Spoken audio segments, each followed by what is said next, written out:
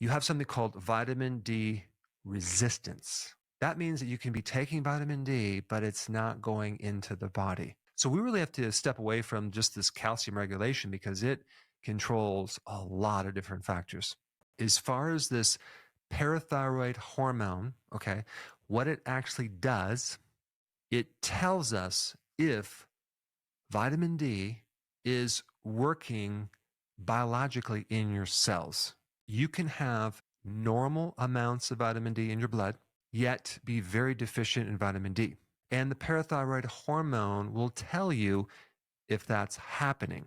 If you're not getting sufficient amounts of vitamin D, you're going to have problems with calcium absorption, and the parathyroid gland is going to have to overcompensate to overcome this vitamin D resistance. And so we look at your vitamin D levels, we look at the parathyroid hormone. Okay, we want to look at the relationship between both of them. Because normally, if you have high vitamin D, you should have low parathyroid hormone. Or if you have low vitamin D in your blood, you should have high parathyroid hormone. It's important to know that the parathyroid hormone also helps in the conversion of the inactive vitamin D to the active vitamin D as it relates to your kidneys and the liver.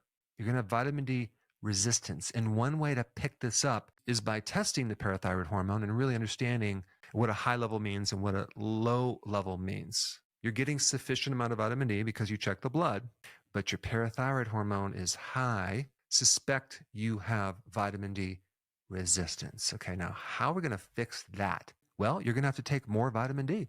And this Coimbra protocol has everything to do with adjusting your vitamin D, increasing it to the point where your parathyroid hormone starts to come down to like a low normal area. And that means that you're getting the biological effect of vitamin D. But the big question is, what is up with this vitamin D resistance? How do we develop it and what is it? Typically, it has to do with the vitamin D receptor, but it can also be in the lack of conversion from the inactive to the active vitamin D because there's some genetic issue, which by the way is very, very common.